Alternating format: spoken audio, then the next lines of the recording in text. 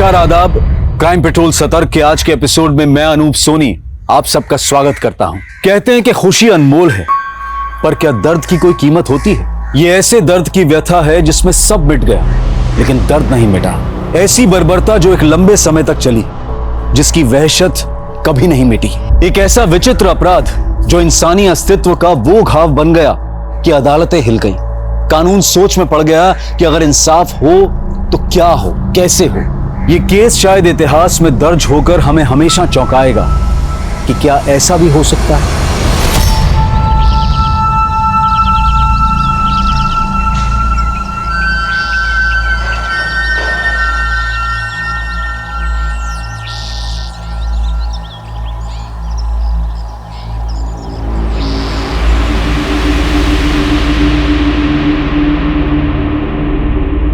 माधव जी, नाश्ता तो करके जाइए। तुम्हें पूजा पाठ से फुर्सत मिलेगी तभी तो नाश्ता होगा ना। अरे पर अभी तो सिर्फ 8 बजे है। आप तो रोज काम पे 9 बजे जाते हैं ना। आज हमको जल्दी जाना है। तो यही बात हमको कल रात को बता देते आप। गलती हमारी ही है तो हम भूखे चले जाते हैं। माधव जी, आजकल आप ऐसा बर्ताव क्यों करते हैं हमारे साथ? हमसे कोई गलती हो गई है तो बता दीजिए। हमको नहीं मालूम कि गलत हम हैं या तुम, लेकिन पूरी तरह से सही कोई नहीं होता माधव जी, लेकिन हम आपका काम का दबाव समझते हैं, तभी तो आपसे कहते हैं ना कि जेठ जी से हिस्सा कर लीजिए। देखिए, हम अपना खुद का घर ले पाएंगे ना तो कम से कम ये किराए का सिरदर्द तो खत्म होगा ना। हम तुम्हें पहले भी बोल चुके हैं, हम भाइयों के मसलों में मत पड़ा कीजिए। साथ चलने वाला जब अचानक से आपको पीछे कर दे तो बहुत अजीब लगता है। हमने माधव को हमेशा उन मर्दों से अलग माना जो सदियों से औरत को कठपुतली की तरह नचाते आए हैं। पर क्या हम ये रीत तोड़ पाएंगे? क्या समाज हमें ये रीत तोड़ने देगा?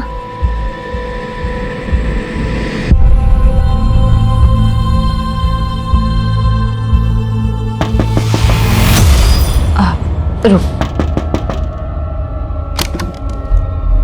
जी, आप माधव जी की पत्नी है ना? हाँ, लेकिन आप कौन? आपके पति वहाँ पे सड़क पार कर रहे थे, उनका एक्सीडेंट हो गया। आप चलिए जल्दी, आप चलिए। हाँ जल्दी चलिए। आइए आइए, भागिए। कहाँ? यहीं पे थे। कहाँ? यहीं पे थे। कहाँ गए? मैं सच कह रहा हूँ, यहीं पे थे।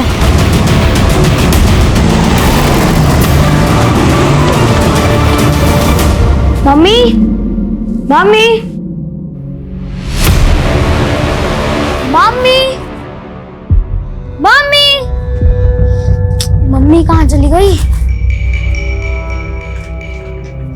आंटी, मम्मी को देखा क्या? नहीं बेटा। हेलो माधव भैया, हम रश्मि बोल रहे हैं। आप कहाँ हैं? हम काम पर जा रहे हैं। क्यों, क्या हुआ? वो करुणा दीदी घर पर नहीं है और बबली उनके लिए रोई जा रही है। करुणा घर पर नहीं है? अच्छा रुकिए, उसको फोन करते हैं हम। भैया, हमने उन्हें फोन किया था लेकिन हाँ, ये बात एक तो नीलिमा सामने कीजिए। ये इतना चौचक फोटो आया है ना, सोशल मीडिया पे डालेंगे तो बहुत ही लाइक मिलेगा भैया। ये वाला देखिए, देखिए जोरदार नहीं है?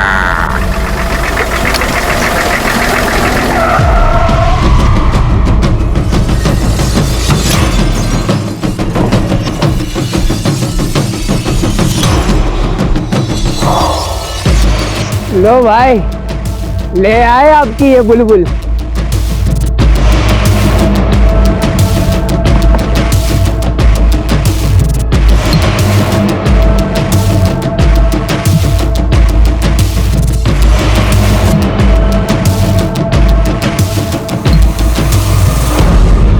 अरे भैया, हम क्या कह रहे हैं, वो थोड़ा सीधा हो जाइए, एक फोटो इनके साथ भी निकाल ले आपका। आप आंगल में। हाँ, बहुत जोरदार आएगा।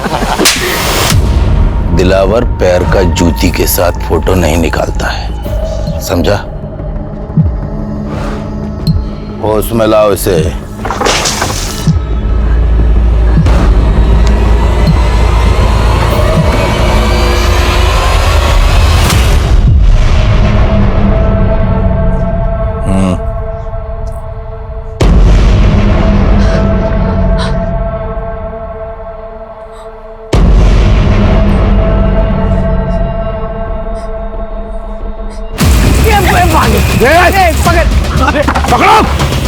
तक भागोगी, हमारा इलाका है।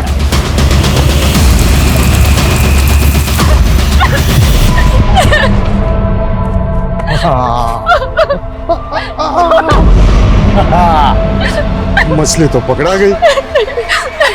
टांग टांग इसको टांग।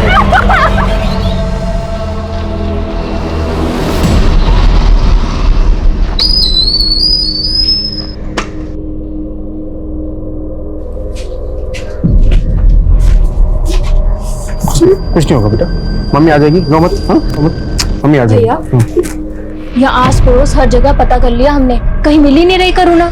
पापा पता नहीं मम्मी हमें अचानक छोड़ के कहीं चली गई है। रोते नहीं बेटा। हाँ हाँ हम कुछ करते हैं, मम्मा आ जाएगी। हाँ रोते नहीं, कुछ करते हैं।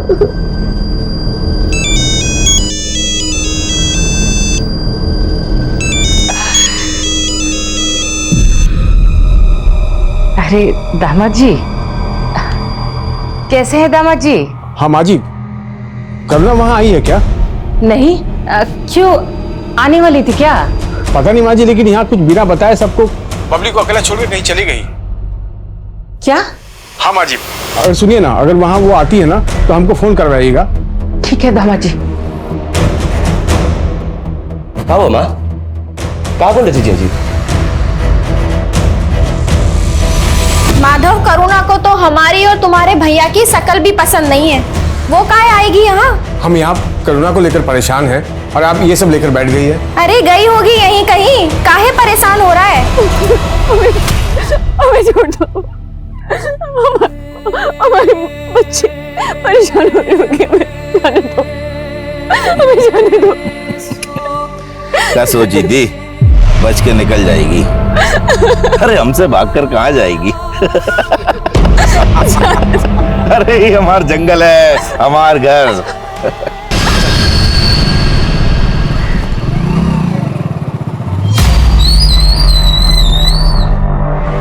सर ये हमारी पत्नी करुणा। आपको कुछ अंदाजा है कि आपकी बीवी कहाँ जा सकती है? सर हमने अपने हर रिश्तेदार के यहाँ पता किया, वो वहाँ नहीं है, और हम इस मोहल्ले में 2 महीने पहले ही शिफ्ट हुए। करुणा यहाँ किसी को अच्छे से जानती भी नहीं है सर। आपको किसी पर शक है? सर हमने अभी कहा आपको, हम यहाँ किसी को नहीं जानते सर। सुबह से शाम हो गई लेकिन करुणा का कुछ पता नहीं चल रहा सर। घबराइए नहीं, शायद यहीं कहीं गई हूँ, वापस आ जाएंगे। लीजिए। करुणा हमारी बच्ची को ऐसे अकेला छोड़ के कभी नहीं जाती है ना, जा सकती है सर। आप ऐसे कैसे बात कर रहे हैं सर? 24 घंटे तक इंतजार कीजिए, अगर वो घर वापस नहीं आती है तो हम देखते हैं हमें क्या एक्शन लेना है।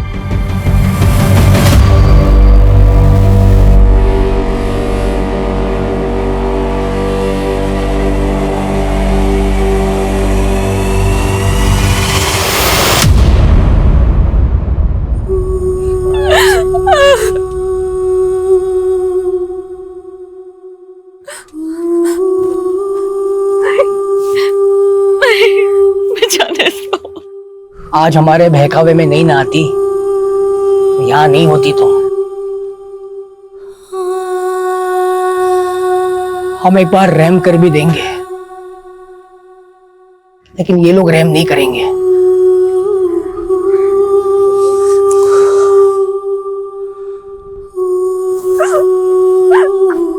कौन हो तुम लोग? क्या चाहते हो? तुम हमारे पति को कैसे जानते हो? उनका नाम कैसे पता तुम्हें? क्या चाहते हो तुम लोग? पूरे 5 लाख, इससे 1 रुपया कम नहीं। और हाँ, पैसा मिलने में जितना देर लगेगा उसका तकलीफ उतना ही बढ़ेगा, समझा?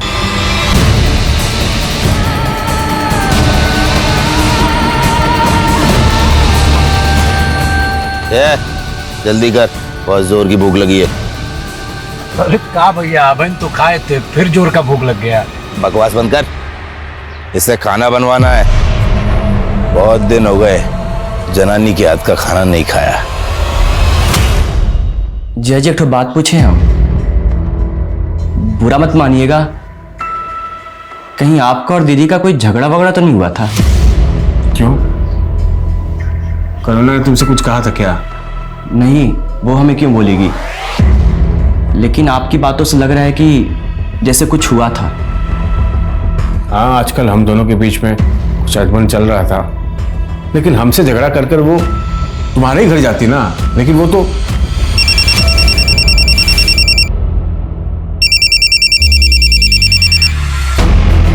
हाँ भैया। हाँ माधव, करुणा का कुछ पता चला?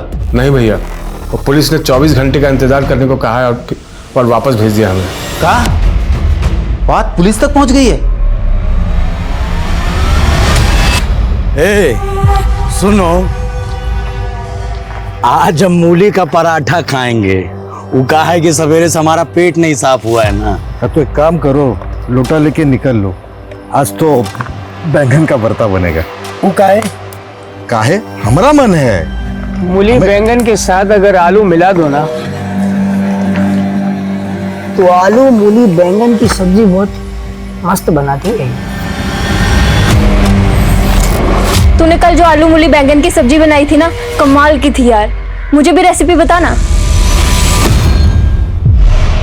आज घास फूस नहीं बनेगा, जश्न की रात है, मुर्गा बनेगा। अरे क्या बात कर रहे हो भैया, दिल खुश कर दिए। चल बना। जी जी नहीं, हम शाकाहारी लोग हैं, हमारे लिए मांस छूना भी पाप है, हम नहीं बना सकते। समझ सकते हैं, लेकिन क्या करें, हम तो पापी हैं और तू पापियों की कैद में है, पाप तो करना पड़ेगा।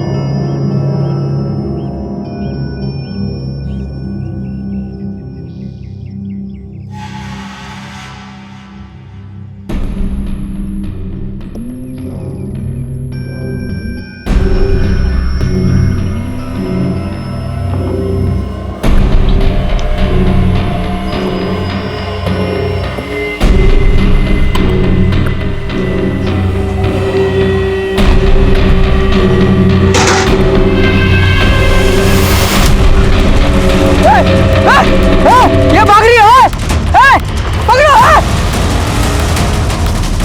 पकड़ो से।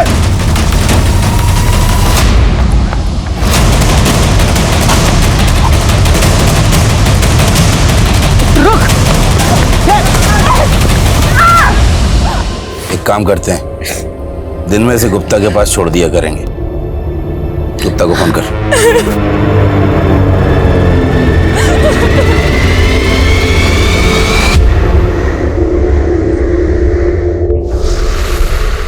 नमस्कार।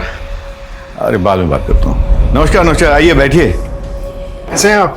बहुत अच्छे भाई, आपकी रचना तो बहुत कमाल की है, हमें आपका काम बहुत पसंद आया। तो आप हमारा बुक छापने को तैयार हैं? बिल्कुल, लेकिन फर्स्ट एडिशन के लिए आपको 10 लाख रुपए खर्च करने होंगे। अरे पब्लिशर तो आप हैं, आप हमें पैसा देंगे ना बुक छापने का, और आप हम ही से पैसा मांग रहे हैं। देखिए, मार्केट में आपको कोई जानता तो है नहीं। माना कि आपकी कृति बहुत अच्छी है, लेकिन अगर मान लीजिए कोई किताब बिकी नहीं तो फेमस तो आप ही को होना है, उसके लिए कोई तो कीमत चुकानी होगी ना।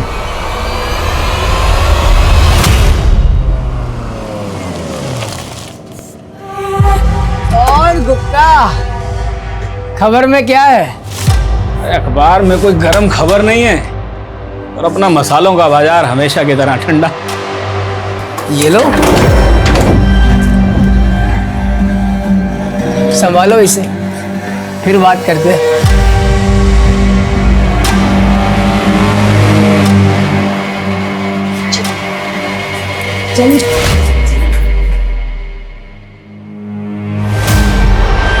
चलो नहा लो और इसे पहन लो, जल्दी से तैयार हो जाओ। दीदी, एक औरत होने के नाते हमारी मदद कर दो, हमारी बच्ची बहुत छोटी है दीदी, मदद कर दो। हमें कुछ नहीं खाना नानी। पापा इतने दिन से बोल रहे हैं कि मम्मी आ जाएगी, लेकिन मम्मी अभी तक नहीं आई। मम्मी आ जाएगी बेटा, हाँ, पापा उसी को ढूंढने में लगे, आ जाएगी। तू खाना खा ले, ले हम बोल रहे हैं ना बेटा, मम्मी आ जाएगी, लो खाओ।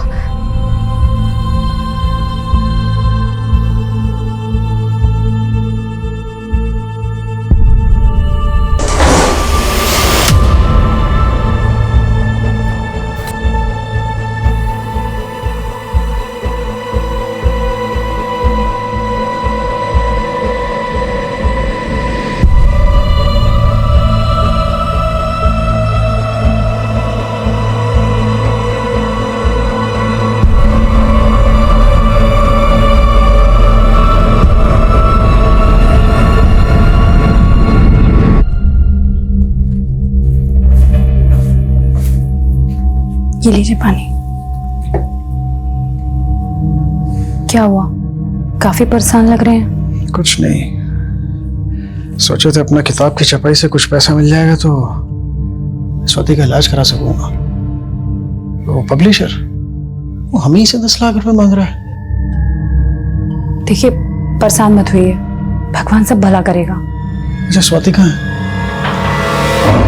ये देखो, तुमको ना बिल्कुल ऐसे ही चलना है, और तुम ना किसी को बताना मत कि हमने तुमको ऐसे चलते सिखाया है, वरना सब हमको मारेंगे।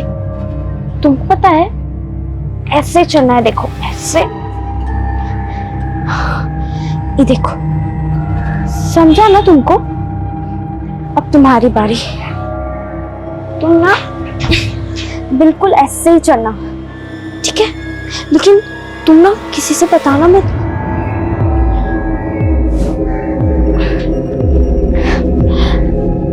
अरे वाह, तुम ना अच्छे से नहीं करोगे ना?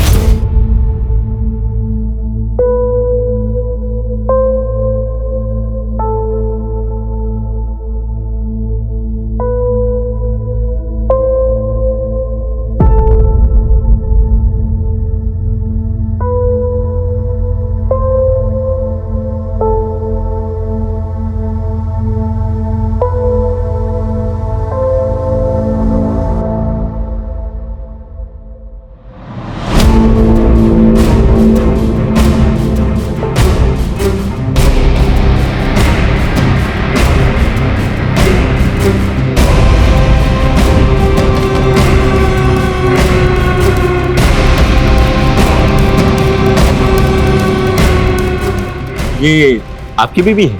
हाँ हमारी बीवी है। आपने देखा इनको? हाँ, कई दिन पहले मैंने इनको 2 आदमियों के साथ देखा था। कौन थे वो आदमी? अरे बड़े ही खतरनाक लोग थे, हाथ में गन भी रखे हुए थे। वो लोग हमारी बीवी को लेके जा रहे थे और तुमने पुलिस को फोन नहीं किया? पुलिस कुछ नहीं उखाड़ सकती है उनका, दिलावर गैंग के लोग हैं वो। ऐसा कोई गैंग यहाँ पनप ही नहीं सकता। लॉ एंड ऑर्डर बहुत मजबूत है यहाँ का। क्या मजबूत है? कोई हमारी बीवी को उठा ले गया है, आप यहाँ बैठे खाने पूर्ति किए जा रहे हैं। बस अगर कोई गैंग हुआ भी तो किसी और एरिया का हुआ, हम पता करते हैं, ठीक है? हाँ सर, प्लीज पता करिए। हाँ। यहाँ नाकाबंदी होती है, हम अपने हथियार इस रूट से ले जाएंगे, गुप्ता के मसालों की बोरियों में भर के। सर ये मेरे जीजा जी सुरेंद्र जी और ये मेरी दीदी नैनी और इनकी बेटी स्वाति, तो यही गणेशपुरा में रहते हैं सर। काफी दिनों से उनका फोन बंद आ रहा था, तो हम देखने के लिए घर पर गए, लेकिन देखा कि वहाँ ताला लगा हुआ है। हमने हमारे सभी रिश्तेदारों से बात की, लेकिन सर किसी को कोई आइडिया ही नहीं है कि अचानक से ये लोग कहाँ चले गए। हमें कुछ ठीक नहीं लग रहा है सर। तुम्हारे जीजा करते क्या है? सर वो एक जोशी हैं, और सर अजीब बात यह है कि कल मेरी भांजी का जन्मदिन था और मुझे पहले से इन्वाइट किया हुआ था आने के लिए, लेकिन सर मैं गया तो वहाँ ताला लगा हुआ है। तुम्हें अपने जीजा और दीदी के फोन नंबर दे दो, हम देखते हैं। जी ये पुलिस कुछ नहीं करने वाली है, हमें किसी बड़े अफसर से जाके बात करनी चाहिए।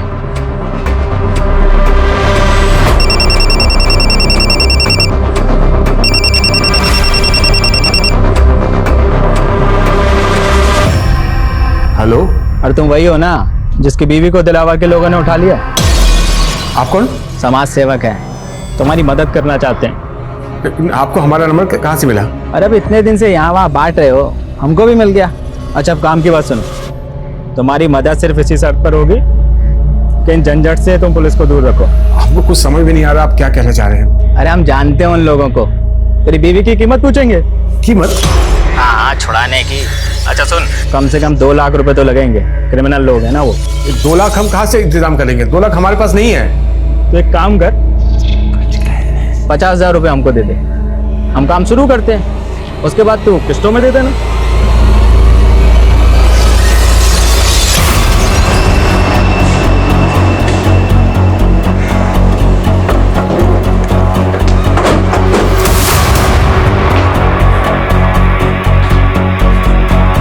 यादव सर, ताला तोड़वा।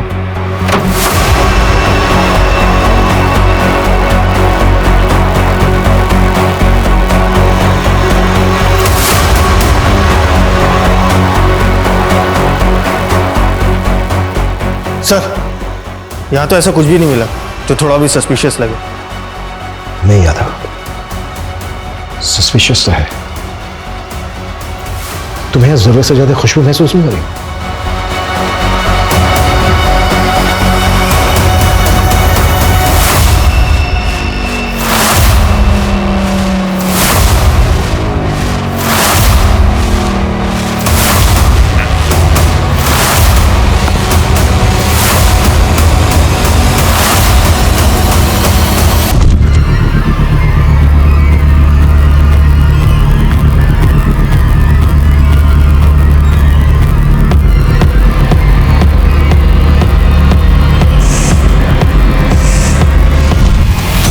ये देखो,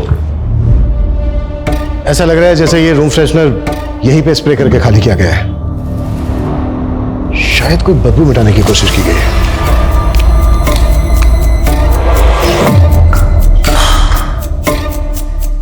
बदबू।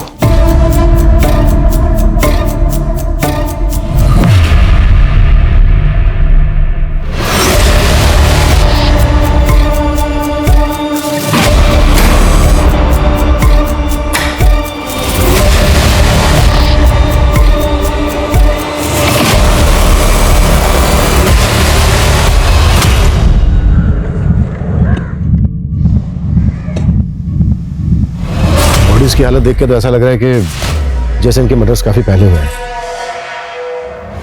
इन सबके मोबाइल फोन 10 दिन पहले 16 तारीख की रात से बंद थे। हो सकता है 16 तारीख को इनके मर्डर्स हुए हों। सर, घर के बाहर भी सीसीटीवी कैमरा नहीं है और ना ही कोई ऐसे चांस मिले जिससे पता चले कि घर में चोरी या फिर कोई लूट हुई है। इस फैमिली की डिटेल्स पता करो। Okay sir.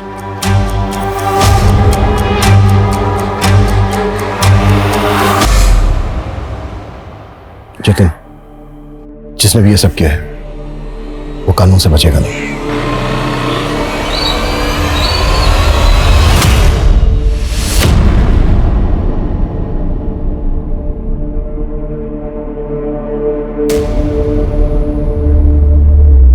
हाँ, मैं आ गया।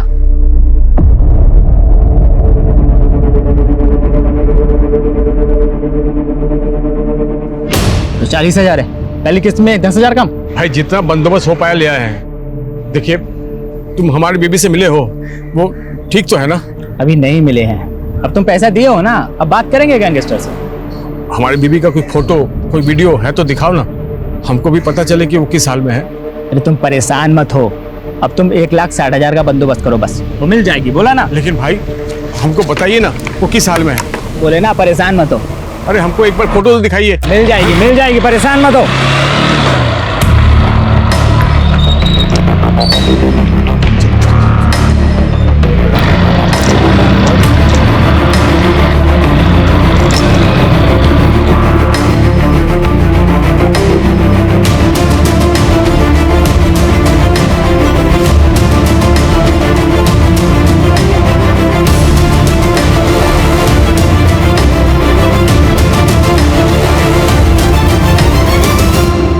जतिन, बॉडीज को देख के तो ऐसा ही लग रहा है जैसे किसी की तुम्हारी दीदी और जीजा के साथ गहरी रंजिश हो। तुम्हारी जानकारी में है कोई ऐसा जिसकी तुम्हारी दीदी जीजा से दुश्मनी रही हो? सर, ऐसा तो कुछ नहीं बताया था, लेकिन सर वो स्वाति को लेकर हमेशा परेशान रहते थे। स्वाति की हालत ठीक नहीं थी। कुछ दिन पहले जब मेरी दीदी से बात हो रही थी तो कुछ तो ऐसा हुआ था स्वाति के साथ जिसके बारे में दीदी मुझे बचाना चाहते थे।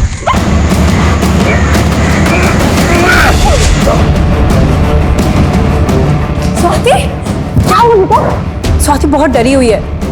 वो बिल्कुल बोल नहीं पा रही है। पता नहीं किससे इतना डरी हुई है। सर मुझे तो लगता है कि स्वाति को किसी ने मोलेस्ट करने की कोशिश की होगी। कौन था वो? सर इसका तो उन्हें भी कोई आइडिया नहीं था। ठीक है चेतन, अभी के लिए तुम जा सकते हो। जैसे ही पोस्टमार्टम हो जाएगा बॉडीज तुम्हें सौंप दी जाएंगे।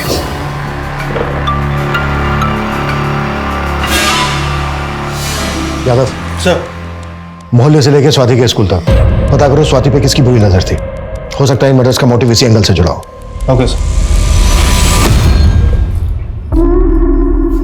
ये बर्तन वाली, खाना कब बनेगा? लगता है ठीक से सुना ही नहीं देता। ये तुझसे पूछ रहे हैं हम। सब सुन रहे हैं हम। टाइम लगता है, मशीन थोड़ी है। बर्तन ऐसे ही छोड़ दे क्या?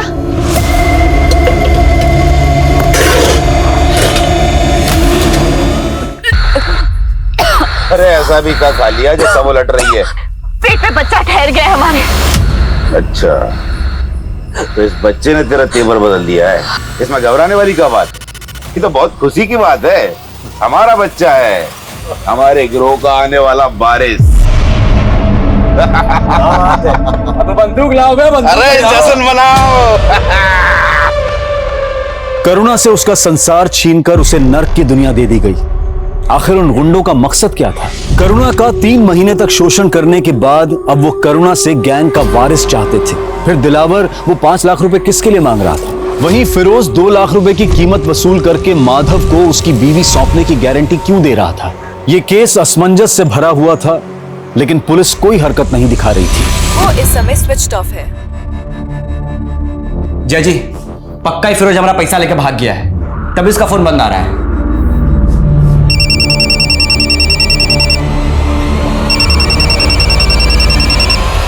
हेलो, तो हमारी जासूसी कर रहा था, पीछा कर रहा था हमारा। हम आपको पीछे नहीं कर रहे थे। आपको कोई गलतफहमी हुई है। तब तो बड़ा बकबक कर रहा था अपनी बीवी को लेके। अब देख, अब अंजाम देख, नहीं मिलेगी तुझको। हमने आपको 40,000 रुपए दिए हैं, बाकी का पैसा भी दे देंगे, लेकिन आप उन गुंडों से हमारी बीवी को बचाइए। सर, स्वाति के पड़ोस और स्कूल में सबसे पूछताछ की, लेकिन पता नहीं चल पा रहा है कि ऐसा कौन होगा जो स्वाति को मोलेस्ट करता होगा। स्वाति की पोस्टमार्टम रिपोर्ट से भी ऐसे कोई इंडिकेशन नहीं मिले हैं कि उसको मोलेस्ट किया जाता। पोस्टमार्टम रिपोर्ट के मुताबिक ये सारे के सारे मर्डर 16 तारीख की रात को गला काटने से हुए। पता चला है कि सुरेंद्र का घर गिरवी पड़ा है। सुरेंद्र की फैमिली के मर्डर से कुछ दिन पहले सुरेंद्र ने 10 लाख रुपए लिया था बैंक से, अपना घर गिरवी रखकर। सर, वो पैसा अभी भी सुरेंद्र के बैंक अकाउंट में ही पड़ा है। कहीं ऐसा तो नहीं कि सुरेंद्र को किसी का पैसा उधार लौटाना था? हो सकता है ये एंगल पैसों से जुड़ा हो। सर, इस बार में तो कोई इंफॉर्मेशन नहीं है, लेकिन हाँ, सुरेंद्र एक बुक पब्लिशर के कांटेक्ट में जरूर था।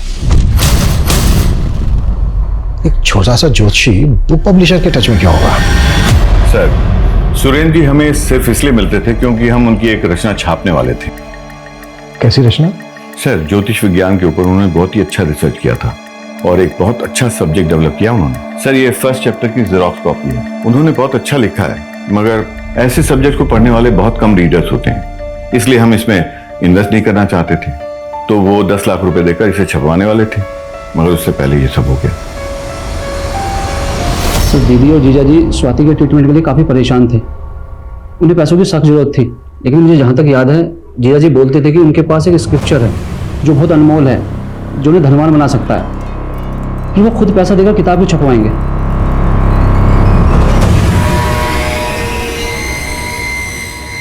अगर ये कंटेंट इतना ही अनमोल है तो इसकी ओरिजिनल कॉपी चेक करते हैं। शायद सुरेंद्र के घर पे हो।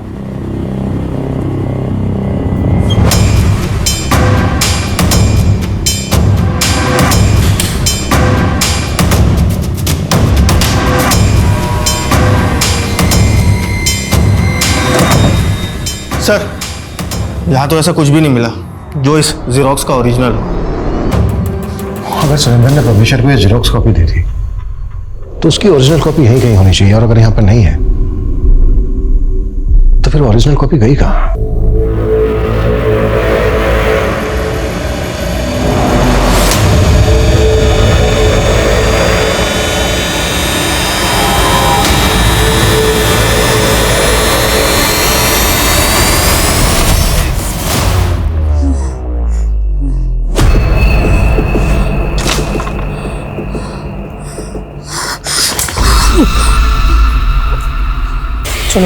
आ जाओ उस तरफ आ जाओ।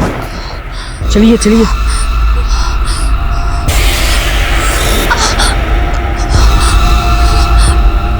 बैठ जाइए।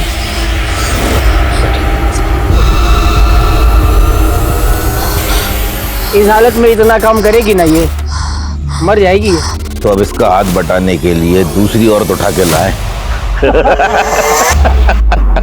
बहुत चिंता हो रही है तुझे, प्यार तो नहीं हो गया? उम्मीदें जवाब दे रही थी, हौसले टूट रहे थे और करुणा के गर्भ में पल रहा बच्चा करुणा को एक अलग ही परिवेश में लेकर जा रहा था।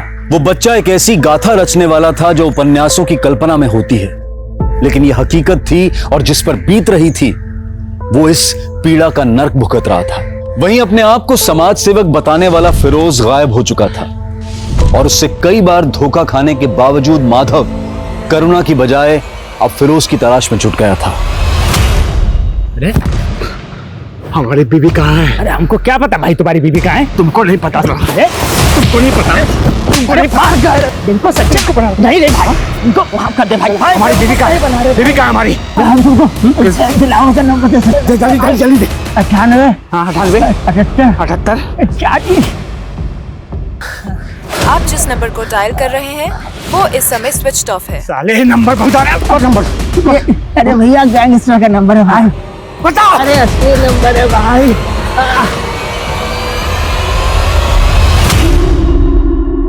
हाँ ये बहुत बढ़िया है। ये बहुत गजब का फोटो है, वाकई में गजब के फोटो खींच।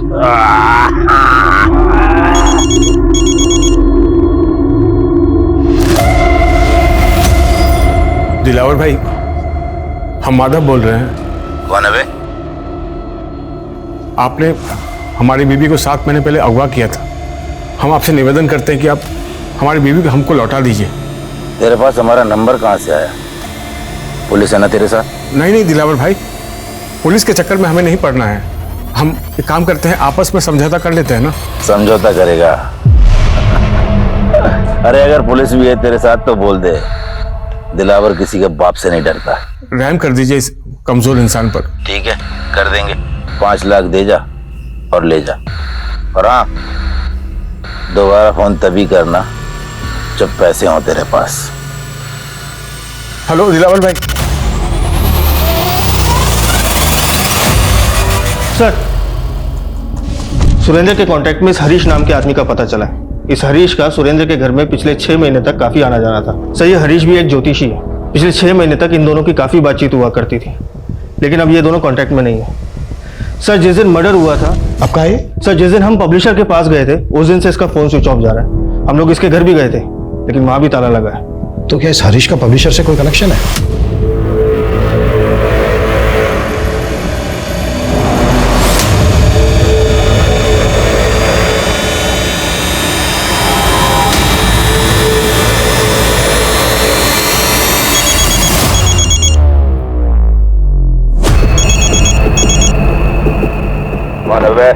हम माधव, आपका 5 लाख का इंतजाम हो गया है। जय जी, दिलावर फिरोज नहीं है और आपको मालूम आप कितने खतरनाक लोगों के बीच जा रहे हैं। और कहाँ गारंटी जय जी कि दीदी उनके पास है और वो दीदी को अपने वापस सौंप ही देंगे? जय, भले तुमने उम्मीद छोड़ दी है लेकिन हमने नहीं। तुम्हें डर लग रहा है उन गुंडों के बीच जाने से? कोई बात नहीं, हम अकेले चले जाएंगे।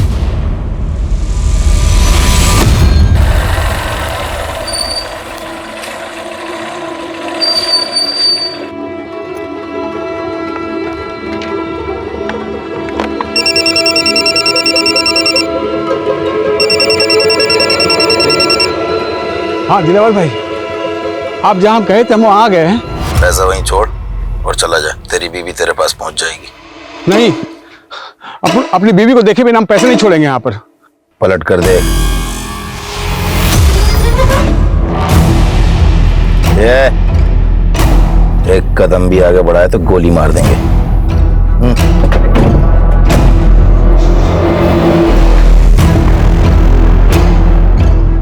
देख ली, अब बैग नीचे रख।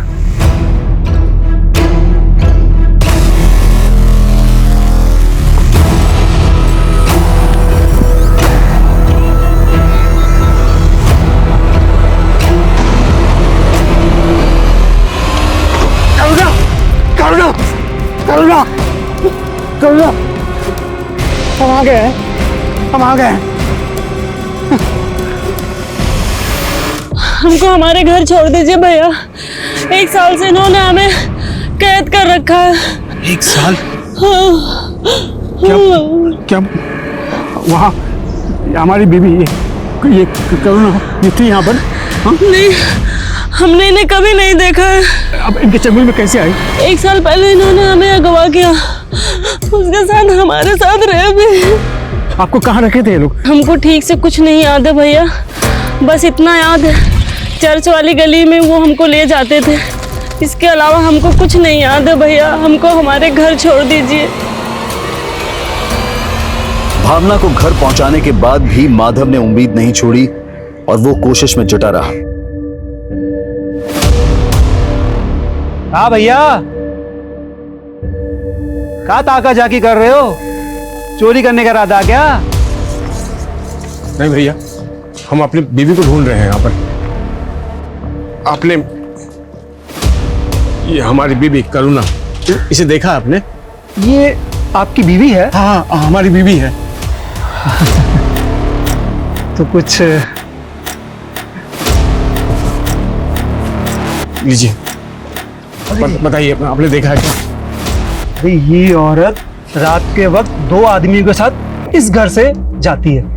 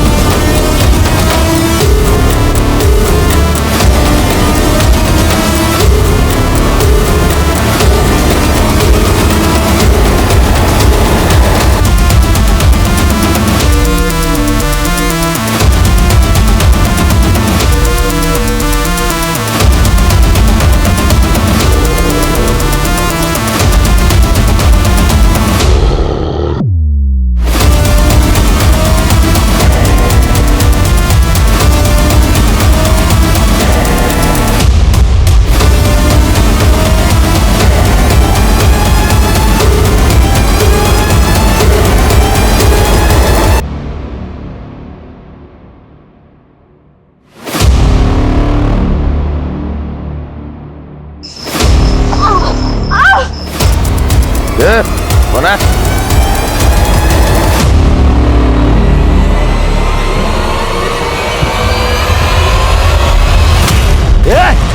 उठो, निकम्मो, लड़की गायब है। हाँ? अरे लड़की गायब है, उठो जल्दी। जल्दी उठो।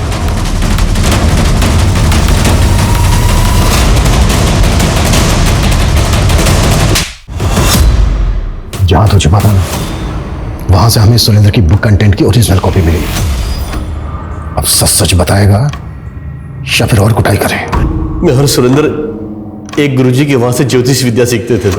मैंने विद्या सीख के पैसे कमाने शुरू कर दिए और सुरेंद्र ने एक चमत्कारी किताब लिख दी सर। अब मुझे वो किताब चाहिए थी जिससे कि एक मैं बहुत बड़ा ज्योतिषी बन जाता। हमें डर था कि कहीं उसकी बेटी ने हमारे बारे में वहां सब कुछ बता दिया तो सुरेंद्र हमें अंदर करवा देगा, इसलिए हमने उसके परिवार को मरवा दिया। ये सारा काम तू अकेले तो कर नहीं सकता। किसने साथ दिया तेरा? अब हम आपके लायक नहीं बचे। ऐसा मत कहो करुणा, हम साथ थे और हमेशा साथ रहेंगे। और हम ये बच्चा भी। नहीं नहीं नहीं, हमें बच्चा नहीं चाहिए। हम जानते हैं इसमें इस बच्चे का कोई कसूर नहीं, लेकिन अगर हमने बच्चा पैदा किया ना तो उन गुंडों का चेहरा हमको जिंदगी भर सताता रहेगा। हमें नहीं चाहिए ये बच्चा, नहीं चाहिए। मनीराम गुप्ता एक हमारे क्लाइंटल है। कहने को तो मसाले का व्यापारी है, पर वो दिलावर के गैंग के साथ मिलकर हथियार सप्लाई करता है। दिलावर को मैंने सुपारी दी थी साहब, सुरेंद्र के परिवार को मरवाने के लिए। लूट, फिरौती, अबडक्शन, बहुत काले कारनामे किए तूने और दिलावर गैंग में। अब तक जितनी औरतों को उठाया ये भी पता चल गया हमें। अब सीधे सीधे ये बोल, दिलावर और उसका गैंग कहाँ मिलेगा?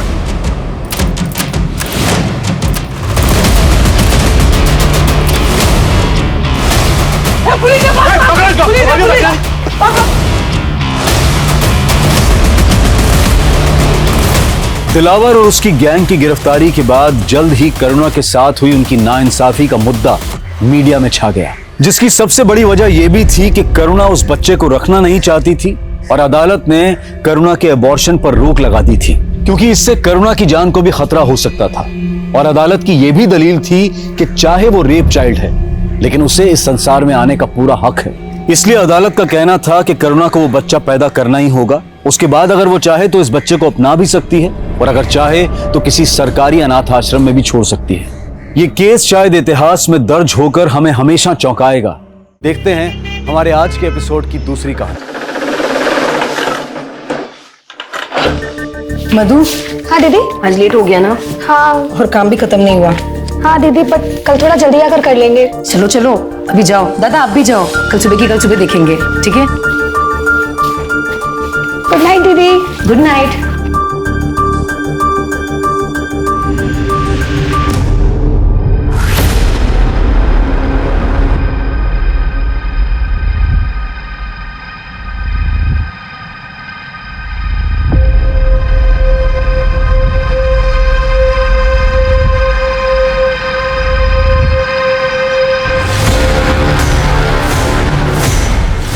हटो मेरे रास्ते से।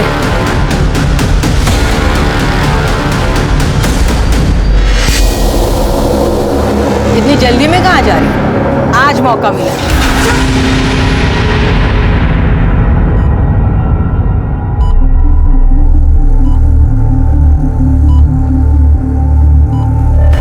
दिव्या बेटा,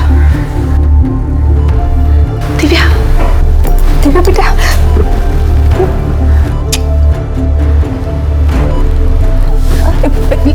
लेटी रहो बेटा, तुम्हारी तबीयत ठीक नहीं है ना अभी? लेटी रहो। हाँ आई। क्या हुआ? और मेरे सर में बहुत पेन हो रहा है। तुम कल रात से बेहोश हो, हमला हुआ है तुझ पर। हाय, हाँ हाय, वो शबनम और उसके आदमी ने मुझे मारने की कोशिश की। पुलिस ने उनको पकड़ा क्यों? शांत, हाय वो मुझे मार देंगे। शांत हो जाओ बेटा, शांत हो जाओ। अभी तुम्हारी तबीयत ठीक नहीं है ना? ठीक हो जाओ, फिर बात करेंगे। अब रोक ही रही हो? जब मैंने कहा था ये दुकान का तमाशा बंद करके इसकी शादी के लिए लड़का देखते हैं, जब तो माँ बेटी ने एक नहीं सुनी मेरी। अब नतीजा सामने है, भुगतो। सर, ये हॉस्पिटल है, आपका घर नहीं है। जब घर जाएंगे तभी कोसिएगा अपनी बेटी को। अभी उसे आराम की जरूरत है। प्लीज आप उसे आराम करने दीजिए। एक औरत का दर्द एक औरत ही समझ सकती है, लेकिन तब क्या हो जब एक औरत दूसरी औरत की जान की दुश्मन बन जाए। कई केसेस में महिला का सिर्फ महिला होना ही उसके साथ किए गए अपराध का बहाना होता है, क्योंकि अपराधी को लगता है कि महिला के साथ अपराध करके वो आसानी से बच जाएगा। और इस बच जाने की सोच को शह मिलती है हमारे सिस्टम के कुछ जंग लगे कलपुर्जों से, जो अपना काम ईमानदारी से नहीं करते हैं। अभी रिपोर्ट लिखा था। बताओ किसने हमला किया था आपके ऊपर? सर वो शबनम और उसकी बेटी इशरत अपने गुंडे प्रहलाद के साथ मिलकर मुझ पर हमला किया था। दिव्या, इतनी जल्दी में कहाँ जा रही है? आज मौका मिला है। क्यों हमला किया था तुम्हारे ऊपर? सर वहाँ मेरी शॉप के पास ही शबनम रहती है, वहाँ वो ड्रग्स का बिजनेस करती है, तो मैंने पुलिस में जाके कंप्लेन कर दी थी। ये एप्लीकेशन FIR के लिए। शिवाजी नगर के एरिया में हमला हुआ था। एक मिनट रुकिए आप, मैं अभी आता हूँ।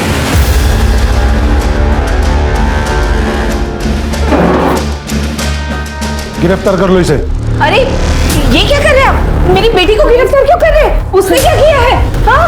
आपके बेटी के खिलाफ शबनम और इशरत के ऊपर जानलेवा हमला करने के साथ साथ शांति भंग और दंगा भड़काने की कोशिश की एफआईआर दर्ज है। हम तो पिछले हफ्ते से इसे ढूंढ रहे हैं, मगर ये हॉस्पिटल में जाके छुप कर बैठी। लेके जाओ इसे। अरे सर, ये आप क्या कर रहे हैं? अरे उसकी हालत तो देखी, ठीक से खड़ा भी नहीं रहा जा सकता उससे, और आप कह रहे हैं कि उसने दंगा भड़काने की कोशिश की। रिपोर्ट दर्ज हुई है तो गिरफ्तार तो करना ही होगा। साहब, ये सब शबनम और इशरत की साजिश है, मेरी बेटी के खिलाफ। उसने कुछ नहीं किया। देखिए कौन क्या साजिश कर रहा है वो हम देख लेंगे। नहीं, आप हट जाइए, आप लेके जाए उसे। नहीं, मेरी बेटी को मत लेके जाइए, उसने कुछ नहीं किया। प्लीज प्लीज सर, दिव्या साहब, मेरी बेटी ने कुछ नहीं किया, उसे छोड़ दीजिए, उसे गिरफ्तार मत कीजिए। मैं पैर पड़ती हूँ आपके साथ, मेरी बेटी ने कुछ नहीं किया। साहब, मेरी बेटी ने कुछ नहीं किया। लगता है एक बार की पिटाई से तुझे समझ नहीं आया, दोबारा पीटना पड़ेगा। नहीं नहीं, मुझे कुछ मत करना। नहीं, प्लीज मुझे छोड़ दो, मैं कुछ नहीं करूंगी। प्लीज छोड़ दो मुझे। चुप कर। कौन मारा तुझे? कोई नहीं यहाँ पे, चुपचाप से सो जा। सोने भी नहीं देती।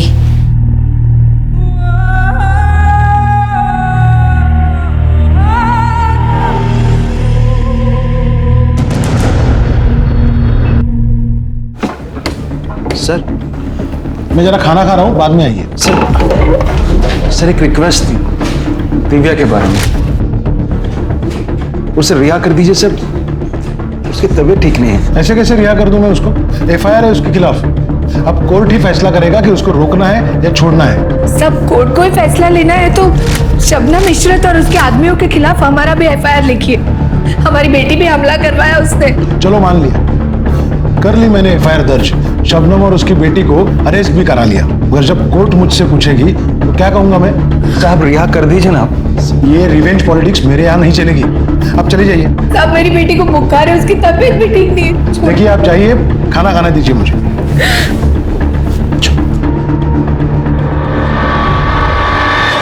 क्या हुआ? घर में फिर से झगड़ा हुआ क्या माँ से? झगड़े तो ऐसे ही होते रहेंगे आलोक, जब तक हम लोग शादी नहीं कर लेते। फिर क्या बात है जो इतनी परेशान लग रही हो तुम्हें? कुछ नहीं हुआ। वो बताओ, तुम्हारा इंटरव्यू था ना जॉब के लिए, क्या हुआ उसका?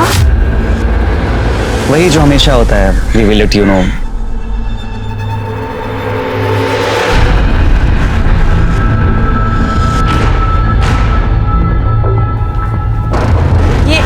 ये क्या कर रहा है यहाँ पर? पहले तू बता कि तू आलोक के साथ क्या कर रही थी? आपने जासूस को छोड़ता रखा है मेरे पीछे, फिर इसने नहीं बताया कि मैं क्या कर रही थी वहां पर?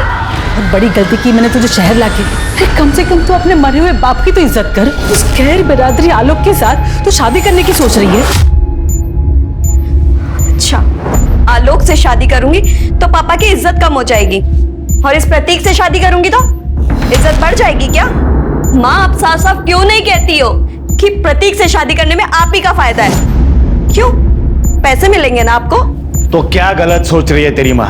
शादी होने वाली है हमारी। शादी के लिए मैंने नहीं बोला तुम्हें। कान खोल के सुन लेनी थी, तुझे प्रतीक से शादी करनी ही पड़ेगी, चाहे कुछ भी हो जाए।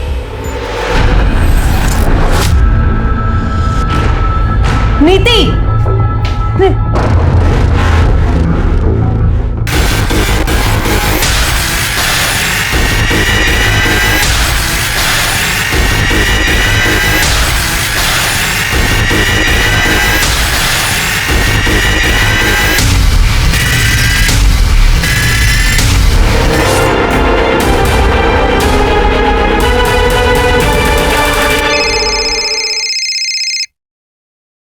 हेलो नीति।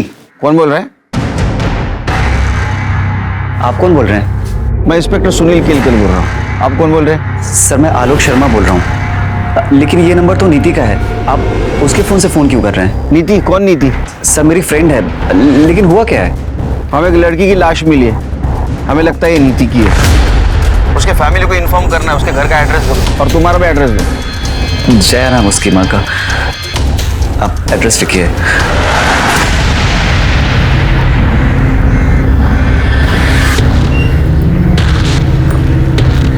ईश्वर जी, पुलिस तो हमारी बात ही नहीं सुन रही है। सब अब आप ही कुछ कीजिए ना। सर, आपके बारे में बहुत सुना है, आप कितने बड़े सोशल वर्कर हैं। हमारी बेटी को आपकी मदद की जरूरत है। उसकी हालत बहुत खराब है। दिव्या आई।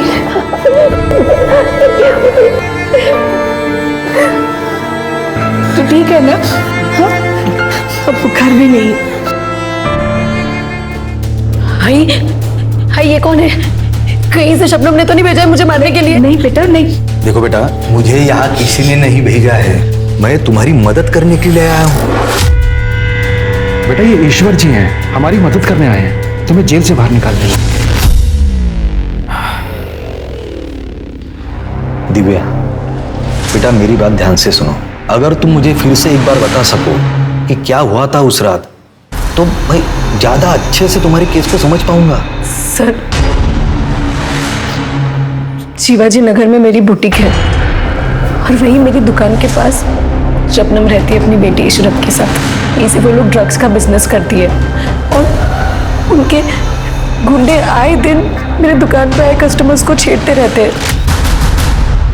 एक्सक्यूज मी, क्या आप विंटर कपड़े बनाती हैं? यस मैम, आइए। आप बोले तो थोड़ी गर्मी ट्रांसफर कर दूं आपके पास?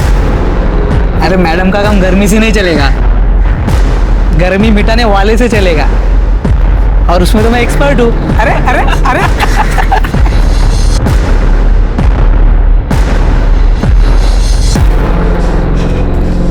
क्या बात है मैडम, इतने जल्दी गर्मी मिटाने के लिए आ गई? लगता है ठंड बहुत बढ़ गई है। मिटा दो गर्मी।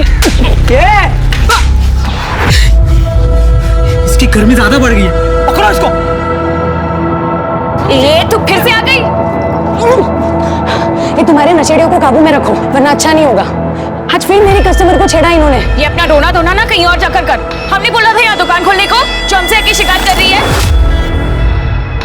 ये एरिया तुम्हारा नहीं है जो हर एक काम तुमको पूछ के करूं। अगर नहीं सुधरे ना तो पुलिस में जाके तुम सबकी कंप्लेंट करूंगी। पुलिस में जाएगी? हाँ जाऊंगी। और ये तुम्हारा जो काला धंधा है ना, उसका काला चिट्टा पुलिस को पता के रहूंगी। देख लो भाई लोग, पुलिस में जाने का बोल रही है, तुम सबको जेल में भिजवाएगी। इसका क्या करना है देख लो तुम लोग। इसके पास जाएगी? हाँ, पुलिस के पास जाएगी। हाँ, पुलिस के पास जाएगी। छोड़ो उसे, पीछे पीछे। और तू आज आई तो आई, आज के बाद इधर दिखना भी मत। हर बार तुझे बचाने नहीं आऊंगी मैं। चल यहाँ से। किसी तरह से मैं भागी वहां से। मुझे अपनी दुकान को बचाना था, इसलिए मैंने जाके पुलिस में कंप्लेन की। पुलिस भी पूछताछ का बहाना करके वहां से लौट आई। फिर मुझे सबक सिखाने के लिए शबनम ने उसकी बेटी इशरत और प्रहलाद के साथ मिलकर मुझ पर अटैक करवाया। आज मौका मिला है, इसका नतीजा बहुत बुरा होगा। मेरे खिलाफ झूठा केस दर्ज करवाया उन लोगों ने, ताकि मैं टूट जाऊं, अपनी जुबान बंद रखूं, उनके बारे में किसी को कुछ ना बताऊं। पुलिस भी इन सब में शामिल है। मैंने कुछ भी नहीं किया है, मैंने कुछ भी नहीं किया है, मैंने कुछ भी नहीं किया। करो मेरी, वो झूठ बोल रही है।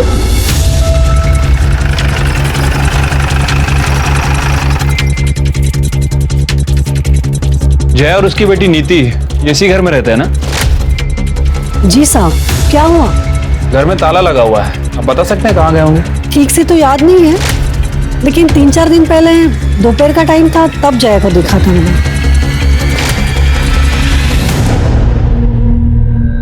ईश्वरचंद जी, हम हमारा काम पूरी ईमानदारी के साथ कर रहे हैं। अब दिव्या की फैमिली उसके लिए बेल नहीं करा पा रही, तो इसमें पुलिस की क्या गलती है? देखिए, आपको भी पता है कानून का अपना एक प्रोसीजर होता है, सब कुछ उसके अनुसार ही हो रहा है। अब इन लोगों ने दिव्या पर केस रजिस्टर कराया था, तो हमें तो उसे अरेस्ट करना ही होगा। वो सब तो मैं जानता हूँ इंस्पेक्टर साहब, और प्रोसीजर भी मुझे पता है, मगर जिस कानून की आप बात कर रहे हैं उसी कानून के हिसाब से बताइए कि दंगे करने के लिए किसी एक औरत को ही आरोपी बनाकर जेल में कैसे भेजा जा सकता है, जबकि एक पार्टी जेल के अंदर है और दूसरी बाहर आजाद घूम रही है। और हाँ, आपने तो इन लोगों के खिलाफ कोई केस तक दर्ज नहीं करवाया, क्योंकि कोई केस था ही नहीं। हाँ, मैं मानती हूँ इशरत और दिव्या का झगड़ा हुआ था, लेकिन वैसे नहीं जैसे दिव्या ने आपको बताया।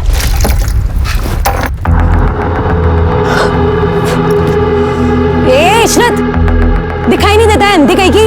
अरे ऐसे कैसे बात कर रही है? गलती से गिर गया, देख नहीं पाई तुझे। तभी तो कह रही हूँ, अंधी हो गई है क्या? सारे कपड़े गंदे कर दिए मेरे। अरे ताई देखो ना कैसे बात कर रही है। ए ज्यादा मत बोल, पानी ही गिरा है, सूख जाएगा, सूख जाए। सबसे तो बात ही करना बेकार है। जाहिल के जाहिल यहाँ पे सभी। जरा सा बन क्या लेती है, खुद को हमसे ऊपर समझने लगी है। किसी दिन अकल ठिकाने लगा दी जाएगी ना, उसी दिन सब सही हो जाएगा। क्या बोली रे तू? हाँ तो अभी फिर कपड़े गंदे कर दिए। अब बता मुझे कैसा अकल ठिकाने लगा।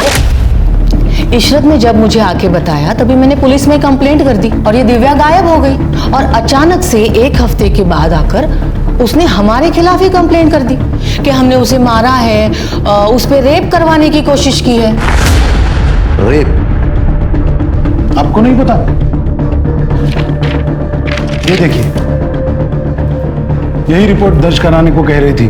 उनका कहना है कि पास में ही रहने वाले प्रहलाद और अनुज शबनम के लिए ड्रग का काम करते हैं और शबनम के कहने पर ही उन दोनों ने उसी रात दिव्या पर रेप करने की कोशिश की थी। ताज्जुब की बात है कि इतनी बड़ी बात आपको नहीं पता। साहब वो दिव्या बहुत चालू लड़की है, वो आपके सहारे हमें फंसाने की कोशिश कर रही है। दुश्मनी निकालनी है ना उसे हमसे। आपके साथ उनकी क्या दुश्मनी हो सकती है? 1 महीने पहले उसकी दुकान में चोरी हुई थी।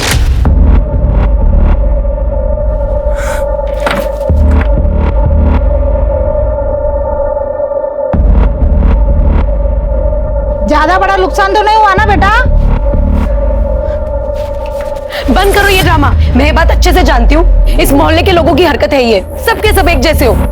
मेरी दुकान बहुत चुभती है ना तुम लोगों को, इसलिए चोरी करवा दी। अरे भैया देखो, भलाई का तो जमाना ही नहीं रहा। कोई तुमसे तुम्हारा हाल पूछ रहा है और उल्टा तुम उसी पर दोष डाल रही हो। तो क्या तुम पर डालूं? कहीं ये चोरी तुमने तो नहीं करवाई? बहुत बुरा लग रहा है तुम्हें। ए जबान संभाल के, अम्मी है वो मेरी। इशरत चल यहाँ से, हमें रोकने की कोई भी जरूरत नहीं है।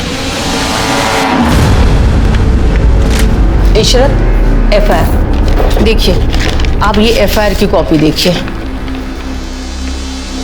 दिव्या ने उस चोरी में भी हमें नामजद किया था ताकि हमें जेल हो सके, लेकिन वो कामयाब नहीं हो पाई। इसीलिए उसने दूसरी साजिश रची जिससे हम जेल पहुंच जाए।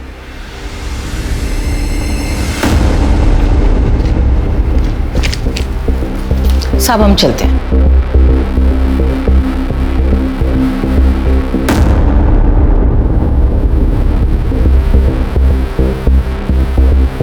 ईश्वरचंद जी, माँ बेटी दोनों मिलकर घुमा रहे पूरे मामले को। आपसे कुछ कह रही है और पुलिस से कुछ और। इंस्पेक्टर साहब, इस केस की सच्चाई जो भी हो, मगर एक सच्चाई जरूर है कि इस पूरे मामले में पुलिस ने एक तरफा कार्रवाई करके दिव्या को जेल भेजा है, जबकि उसकी हालत देखते हुए दिव्या को जेल में नहीं हॉस्पिटल में होना चाहिए था। मैं समझता हूँ, लेकिन सिस्टम ने मेरे हाथ बांध के रखे हैं। और ईश्वर जी, जेल के हॉस्पिटल में दिव्या का इलाज चल रहा है और दिन ब दिन उसकी हालत भी सुधर रही है। नहीं, जेल के हॉस्पिटल में नहीं, हम लोग दिव्या की बेल के लिए अप्लाई कर रहे हैं। पुलिस विरोध नहीं करेगी ऐसी मैं आपसे उम्मीद करता हूं इंस्पेक्टर साहब।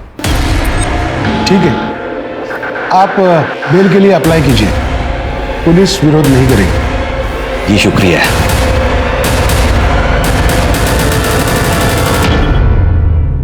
मतलब रेप नहीं हुआ था तुम्हारा, यही कह रही हो ना? जी सर। ये बात तुमने पुलिस को बताई और मुझे क्यों नहीं बताया? सर, सब कुछ इतना जल्दी जल्दी हुआ कि कुछ भी याद रखना मुश्किल हो रहा था। मुझे कुछ समझ में ही नहीं आ रहा था मेरे साथ क्या हो रहा है। शायद इसलिए मैं आपको बताना भूल गई, मगर ऐसा नहीं है कि उन्होंने रेप करने की कोशिश नहीं की। देखो दिव्या, मैं तुम्हारी मदद करना चाहता हूँ, मगर इसके लिए तुम्हें मुझे सब कुछ बताना होगा, वो भी सच सच और शुरू से। जब मैंने आपको सब कुछ बताया वो सच ही है। नहीं, अभी पूरा सच नहीं बताया। शबनम के साथ जो तुम्हारी दुश्मनी है, जिसके खिलाफ तुमने चोरी की एफआईआर तक दर्ज करवाई थी। सर वो तो पुरानी बात थी, उसका इस सब से क्या लेना देना? पुरानी बात होगी, पर शबनम तो कहती है कि तुम उससे अपनी दुश्मनी निकालना चाहती हो। सर वो झूठ बोल रही है। वो और उसके आदमी मुझे परेशान करते थे। मेरी दुकान में भी चोरी उन्होंने करवाई ताकि मैं दुकान बंद करके वहां से भाग जाऊं। लेकिन पुलिस की जांच में तो ऐसा कुछ नहीं निकला। कि सर पुलिस बिक चुकी है, शबनम ने खरीद लिया उन लोगों को। सर मैं आपसे सच बोल रही हूँ, झूठ नहीं बोल रही हूँ। उसकी बात पर यकीन मत करो। ये मामला तो ठंडा होने की जगह और भी गर्म होते जा रहा है। तुम कहो तो ठंडा कर देता हूँ। ये टाइम नहीं है इस चीज का। सर मैं नीति से प्यार करता था, ये बात सच है, लेकिन उसका मर्डर किसने किया, उसकी माँ कहाँ गई, मुझे इसके बारे में कुछ नहीं पता सर। तुम इतना अगर प्यार करते थे उससे तो 4 दिन से ना तो तुमने उसको कॉल किया ना तो उसका तुम्हें कॉल आया, ऐसा कैसे प्यार? सर पिछले 4 दिन से उसका फोन बंद आ रहा था। मैंने उसे कई बार फोन ट्राई किया, फिर मुझे लगा कि उसकी माँ ने फोन छीन लिया होगा लड़ाई झगड़े की वजह से। लड़ाई कौन सा? 4 दिन पहले मेरा झगड़ा हुआ था कुछ लोगों से। हटना जरा थोड़ा। देख नहीं रहा तुझे, बैठे हुए। भाई मुझे गाड़ी से सामान निकालना, आप उठ जाओ यहाँ से। और वैसे भी गाड़ी कोई बैठने की जगह नहीं है। तो तू ही बता कहाँ जाकर बैठे। अरे भाई यहाँ से चले जाओ, आप कहीं भी बैठो, मुझे क्या करना है। बड़ा एटीट्यूड है तुझमें, है? निकलना पड़ेगा। अरे पागल हो क्या? छोड़ो से। हेलो साले, यहाँ हमारी गुंडाई चलती है, मैं गुंडा बनने की कोशिश मत करना, समझा? हेलो। नीति को लगा कि जिन लोगों ने मुझ पे हमला किया था उसकी माँ जया और प्रतीक के कहने पे किया था, ताकि हम दोनों एक दूसरे से मिल ना पाए। प्रतीक कौन है? सर जया उसकी माँ नीति की शादी प्रतीक से करवाना चाहती थी। नीति प्रतीक को पसंद नहीं करती थी। मेरी अलग कास्ट होने की वजह से उसकी माँ जया मुझे पसंद नहीं करती थी। इसी बात को लेकर उसकी माँ और नीति के बीच झगड़ा चल रहा था। नीति उस दिन मुझसे मिलके गई थी, बस उसके बाद से उसका फोन बंद आ रहा था। ये जया कहाँ गई होगी पता है? सर मुझे कुछ नहीं पता है, लेकिन जया का गांव बनारस में है और नीति बोले थे कि उसकी माँ गांव जाने वाली थी।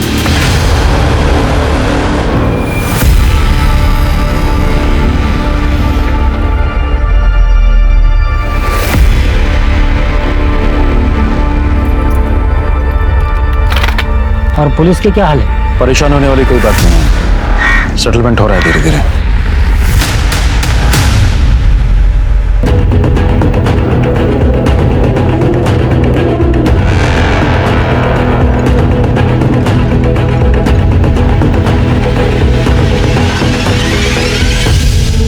आप एक जिम्मेदार आदमी है ईश्वर चंद जी, और इसीलिए केस से जुड़ी हर एक बात मैंने आपको बताई थी, मगर आप तो मीडिया में चले गए।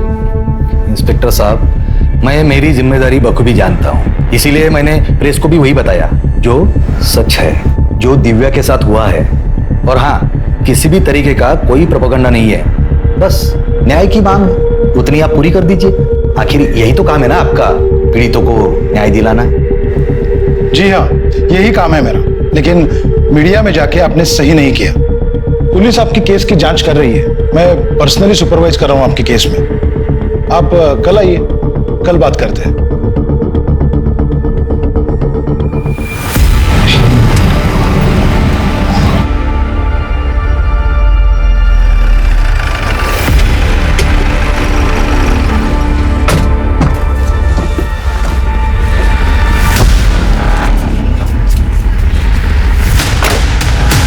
क्या सोचा था?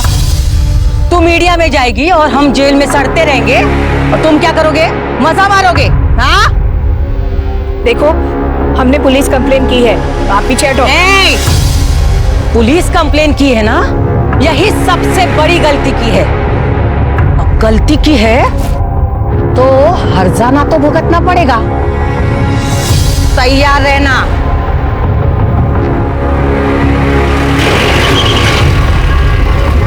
चल बेटा, अंदर चल। आजा बेटा, अंदर। ये क्या नया तमाशा है तुम दोनों का, जो पेपर में खबर छपी है इसकी? ये ले पढ़ी से। बाबा, वो शबनम और प्रहलाद अभी। चुप, एक शब्द नहीं सुनना है तेरे मुंह से। और तू, एक पैसे की अकल नहीं है क्या तेरे में? है? तेरी बेटी की ऐसी उल्टी सीधी खबरें छपेगी अखबारों में तो कौन शादी करेगा इससे? हाँ, मगर वो लोग हमारी दिव्या। अरे छोड़ दे सबको। तुझे पता है कितने खतरनाक लोग हैं वो? हैं? पहली बार इसका रेप नहीं कर पाए, इस बार अगर इसका रेप कर दिया या इसके ऊपर एसिड डाल दिया तो क्या करेगी? दिव्या, हम उतने बड़े लोग नहीं हैं कि उनसे मुकाबला कर सके। जो हुआ उसे भूल जाओ। नहीं भूल सकती बाबा, और ना ही मैं ये केस वापस लूंगी। भाई, अब से आपको मेरे साथ आने की जरूरत नहीं है।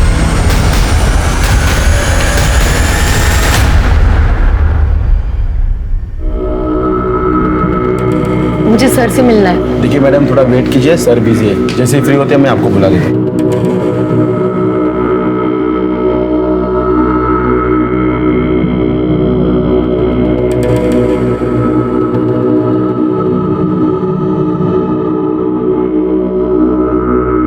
ठीक है, तुम जाके मुझे ओके सर। अरे तुम अभी तक यही बैठे हो?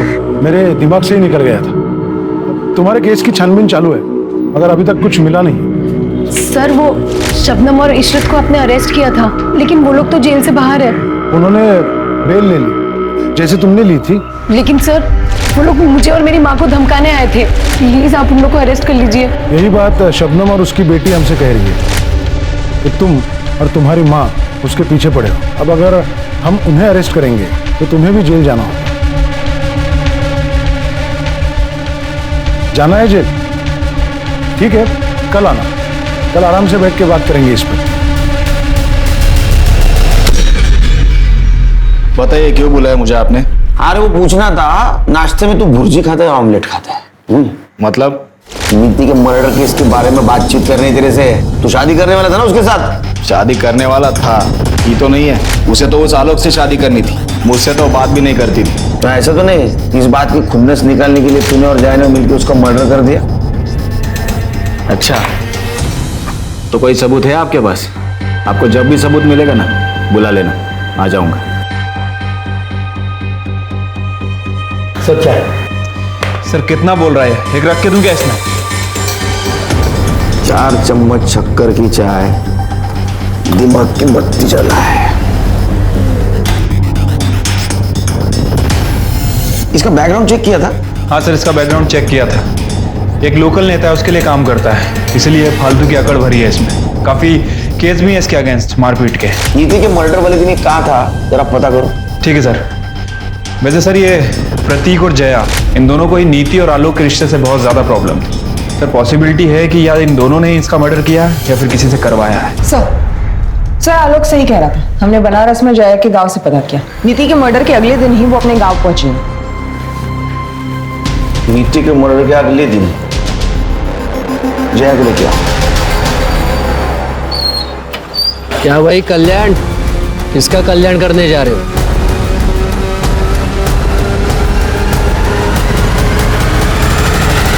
हाँ ठीक है, मैं बोलता हूँ बाद में। मैं करता हूँ तुम्हें बंद। सॉरी, मैं भूल ही गया था कि आप यहाँ बैठी हो। तुम्हारे केस में एक लीड मिली है, एक्चुअली उसी की छानबीन चालू है।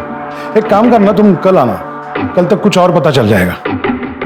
न्याय मिलने में देरी न्याय ना मिलने के बराबर है, और दिव्या के साथ भी ऐसा ही हो रहा था। न्याय की आस ने उसे एक ऐसे अंतहीन इंतजार के चक्रव्यूह में धकेल दिया जहां न्याय तो नहीं था, पर अगर था तो सिर्फ एक लंबा इंतजार और निराशा ही निराशा। शबनम और इशरत ने उस पर शारीरिक हमला किया था, लेकिन पुलिस की एक तरफा कार्रवाई और परिवार के अधूरे सपोर्ट ने उसे मानसिक तौर पर भी तोड़कर रख दिया था। लेकिन फिर भी दिव्या लड़ रही थी न्याय के लिए, और इस लड़ाई में जहां वो बिल्कुल अकेली थी, उसे सहारा मिला एकदम अप्रत्याशित तरीके से। नीति अपनी मर्जी से शादी करना चाहती थी, तुम्हें पसंद नहीं था, इसलिए तुमने नीति को मार दिया। नहीं सर, मैंने नीति को नहीं मारा। नीति के मर्डर वाले दिन आप गांव क्यों चले गए? नीति ने मुंह दिखाने लायक नहीं छोड़ा था उस आलोक के साथ रिश्ता रखकर। उस दिन जब वो घर नहीं आई तो मुझे लगा कि वो आलोक के साथ भाग गई और मोहल्ले में किसी को पता ना चले, इसलिए मैं चुपचाप गांव चली गई। नीति उस दिन घर से निकलने के बाद आलोक से मिली ही नहीं। ये सब कुछ तुमने और प्रतीक ने किया है। नहीं सर, हमने ऐसा कुछ नहीं किया। तुम दोनों के सिवा कौन दुश्मन था उसका? कौन कर सकता है ये?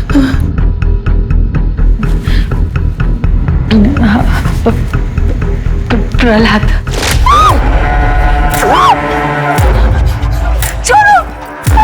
पकड़, उठ, चल निकल यहाँ से, वरना सारी गांधीगिरी निकाल देंगे तेरे। चल चल चल अंदर चल, अंदर चल तू। मार, लेकिन ये लोग इसे मार देंगे।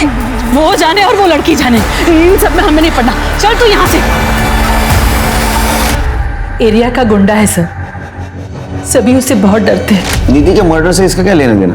नीति बहुत परेशान थी सर, क्योंकि वो उस लड़की की मदद नहीं कर पाई। लेकिन जब नीति को ये पता चला कि पुलिस ने उस लड़की को जेल में डाला है, तो बहुत परेशान हो गई। मैंने नीति को बहुत रोका, समझाया, लेकिन वो पुलिस स्टेशन में गवाही देने आ गए। पुलिस ने तो कुछ नहीं किया, लेकिन जब गुंडों को पता चला कि नीति उनके खिलाफ गवाही देने आई थी पुलिस स्टेशन में, हमारा जीना हराम कर दिया था। ये क्या करे, धक्का मार के जरा पकड़ो इसको। मैंने कहा था ना, ज्यादा समाज सेवा करना अच्छी बात नहीं है, मगर तू मानी नहीं। देखो अब हो गई ना गंदी बात बीच बाजार में। अभी भी तेरे पास समय, गवाही देने की सोचना भी मत, वरना अगले टाइम कपड़े नहीं तू फटेगी। नीति को हर तरीके से परेशान किया कि वो गवाही न दे पाए। मैंने भी उसे बहुत रोका और नीति भी अपना मन बना रही थी कि वो गवाही से पीछे हट जाए। निकाल ली ना आप दोनों ने अपनी खुन्नस आलोक को पिटवाकर, लेकिन मैं भी पीछे नहीं हटूंगी माँ। शादी तो मैं आलोक से ही करूंगी। आपको जो करना है कर लीजिए। अब चुप। अब बात सिर्फ शादी की नहीं है, बात मेरी इज्जत की है। तुझे शादी तो मुझसे ही करनी पड़ेगी, फिर चाहे उसके लिए मुझे किसी भी हद तक जाना पड़े। इस बेशर्म को आलोक के आगे कुछ दिखाई नहीं देता, तो इससे अच्छा होता कि प्रहलाद इसे मार देता। आ गई ना दिल की बात जुबान पर माँ, तो अभी फालतू की केयर करना बंद कीजिए। अब शादी तो मैं आलोक से ही करूंगी, चाहे मैं मर जाऊंगी, और उन गुंडों के खिलाफ बयान भी दूंगी। बहुत सुन ली मैंने आपकी, अब नहीं सुनूंगी। उस रात हमारे बीच बहुत लड़ाई झगड़ा हुआ और दूसरे दिन सुबह नीति घर छोड़ के चली गई। उन गुंडों ने ही मारा है सर मेरी बेटी को। ये आलोक ने, क्योंकि वो आलोक के पास ही गई थी। किस पुलिस स्टेशन में था झगड़े का केस जहां नीति गवाही देने वाली थी? ये कैसी बात कर रहे हैं सर? इसी पुलिस स्टेशन में है वो केस। क्या? किसके पास? इंस्पेक्टर रवि पाटिल। तुमको मेरे केस से क्या लेना देना? मैं आया था तुम्हारे केस के बीच में, जो तुम मेरे इन्वेस्टिगेशन में टांग अड़ा रहे हो। क्या इन्वेस्टिगेशन कर रहे हो तुम? हाँ? सिर्फ घुमा फिराने की बात कर रहे हो ताकि वो लड़के फ्रस्ट्रेट हो जाए और हार मान ले। तुम मेरे बॉस नहीं हो जो मैं तुम्हें सफाई दूं। अरे तुम्हारे जैसे ऑफिसर का बॉस भी नहीं बनना चाहता। अपने काम से काम रखो और मेरे मामले में मत पड़ो। हेलो, ये अब सिर्फ तुम्हारा मामला नहीं रहा, समझे ना?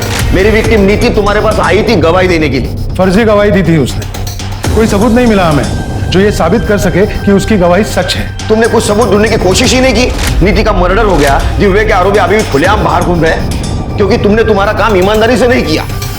तुम जैसे गैर जिम्मेदार ऑफिसर की वजह से हम जैसे जिम्मेदार ऑफिसर के ऊपर लोग भरोसा नहीं करते। तो जाओ, निभाओ अपनी जिम्मेदारी, सुलझाओ केस को। मुझे लेक्चर देने की जरूरत नहीं है। करूंगा, ये सब कुछ करूंगा। मेरा केस भी सॉल्व करूंगा, दिव्या को भी न्याय दिलाऊंगा। You just wait and watch. एक पुलिस स्टेशन अपने ही थाने में दर्ज हुए दो अलग अलग मामलों में दो खेमों में बंट चुका था। नीति की हत्या और उसके संभावित हत्यारों के दिव्या के केस में जुड़े होने ने दिव्या केस में हुई पुलिस कार्रवाई की पोल खोल कर रख दी। दिव्या के केस की जांच पुलिस डिपार्टमेंट के लिए एक शर्म का विषय बन चुकी थी। पुलिस डिपार्टमेंट ने तुरंत ही दिव्या केस के इंचार्ज पीआई रवि सरना को केस से हटा दिया और दिव्या के केस की जांच भी नीति केस के इंचार्ज पीआई सुनील केलकर को सौंप दी गई। दिव्या, अब तक तुम्हारे साथ जो कुछ भी हुआ वो बहुत गलत हुआ है, लेकिन हम तुम्हें न्याय दिलाएंगे। सिर्फ हमारी मदद करनी होगी तुम्हें इन्वेस्टिगेशन में। श्री,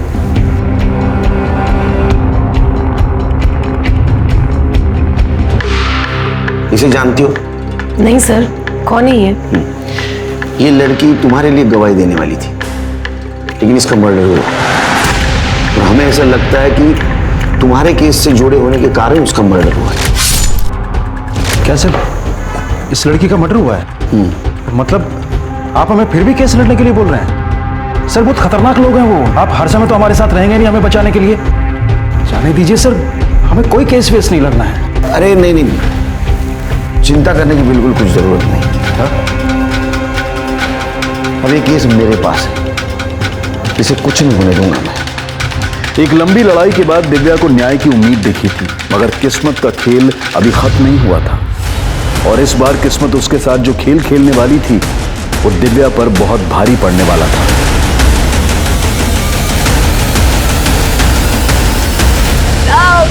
साहब मेरी बेटी को मार डाला।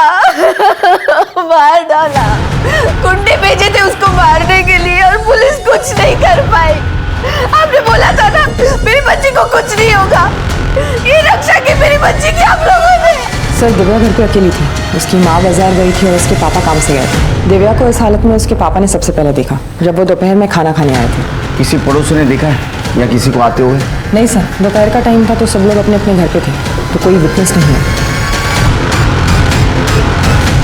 घर का कोना कोना छान मार, अड़ोस पड़ोसी से बात करो और ड्रग रैकेट में जितने भी मेंबर हैं सबको उठा लाओ। दिव्या की मौत के जिम्मेदार हम भी हैं। वो जिंदा थी, उसको इंसाफ नहीं दिला पाए, कम से कम मरने के बाद तो उसको इंसाफ दिलाएंगे। क्या बोले साहब, इन नशोड़े ने जीना आराम कर दिया और वो दिव्या मैडम ने आवाज उठाई। क्या हुआ उसके साथ? हमें नहीं मरना ऐसी मौत।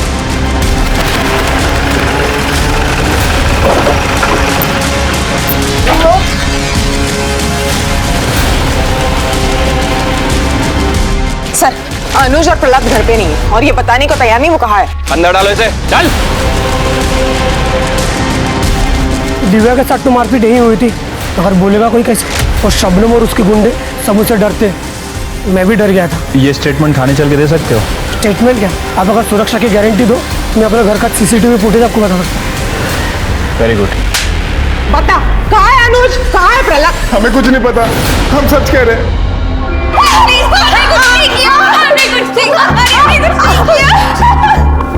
अरे तो पहले ही बता देना ना, मार खाने की जरूरत नहीं थी।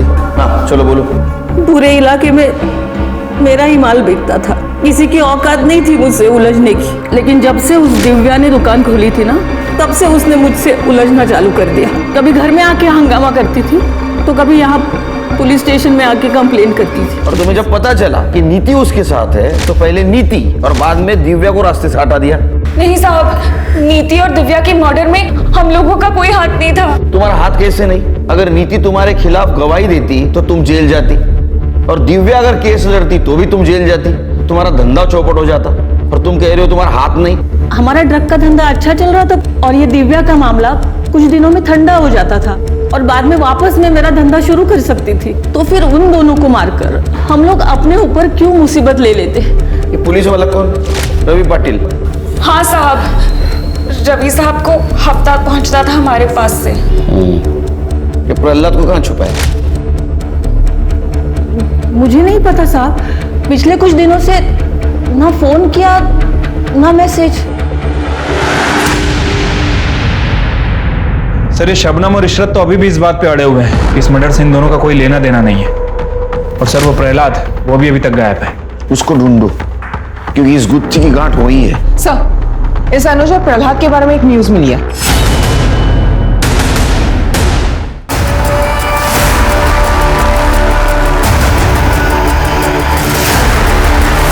सर ये गुत्थी तो सुलझने के बजाय और उलझती जा रही है। हाँ सर, ये प्रहलाद अपना प्राइम सस्पेक्ट था और इसी का मर्डर हो गया। सर मुझे लगता है कि यहाँ कोई पार्टी वगैरह चल रही थी और जो भी इन दोनों के साथ आया वो इन्हें जानता था। पहले इन लोगों ने शराब पी और फिर मौका देखकर इन्हें मार के निकल गए। नितिन, दिव्या, प्रहलाद और अनुज, इनका कनेक्शन किसी न किसी तरह से इस ड्रग रैकेट से जरूर है। क्योंकि पहले नितिन, बाद में दिव्या, अब ये दोनों। मतलब ये जो कातिल है ये अपने खिलाफ जितने भी सबूत है सब मिटाते जा रहा है। ये हत्याकांड की जड़ें इस ड्रग रैकेट से जरूर जुड़ी है। इसको खोदो, कातिल यही मिलेगा। हाँ तो शबनम अभी बता कि वो तीसरा आदमी कौन है, जिसे प्रहलाद अपना दोस्त समझता था लेकिन वो उसका दुश्मन निकला। सब मुझे क्या पता, वो काम करता था मेरे लिए, मैं घरवाली नहीं थी उसकी। मैडम, प्रहलाद तो अपनी गैंग का बॉस था, उसे कौन मार सकता है? ये बात तो मुझे भी नहीं समझ में आ रही है। क्या पता साहब कौन दोस्त था प्रहलाद का। वैसे भी इस काम में कौन दोस्त कब दुश्मन बन जाए कुछ कह ही नहीं सकते। साहब, आप शबनम के ग्रुप के ज्यादातर लोगों को पकड़ चुके हैं, पर अगर आप रैकेट पे ही नजरें जमाए रखोगे तो बाहर कैसे दिखेगा? साफ साफ बोल, कहना क्या चाहता है? कहना यही चाहता हूँ साहब, शबनम के सप्लायर को पकड़िए, क्योंकि वो बाहर रहकर भी उसके अंदर ही काम कर रहा है। कौन है शबनम का सप्लायर? साहब उसको मैं डायरेक्ट नहीं जानता था, एक आदमी था हम दोनों के बीच में। प्रहलाद? नहीं साहब, वो प्रहलाद नहीं था। फिर कौन था?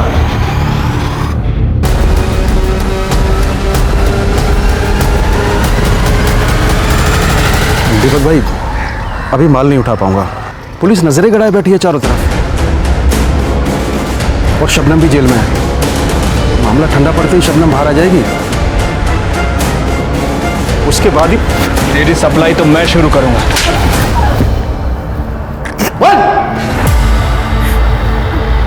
मुझे गांजा पीने की लत थी साहब, बाकी लोगों की तरह मैं भी शबनम से गांजा लेता था। क्या नल्ला माल है, करंट ही नहीं मारता। इससे बढ़िया माल तो दूसरी जगह मिलता है। कमीने, मेरे ठेले पर बैठकर मेरे ही माल की बुराई कर रहा है। तेरे को नहीं अच्छा लग रहा है ना, तो जा कहीं और जाके मार। चल, खाली पीली कस्टमर्स मत बिगाड़ मेरे। यहाँ नाराज क्यों हो रही हो? आपा एकदम कड़क और सस्ता माल दिलवाऊंगा ना।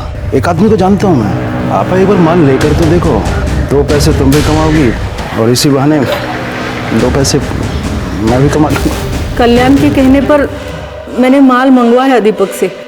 माल में दम था और कल्याण मेरे लिए माल लाने लगा।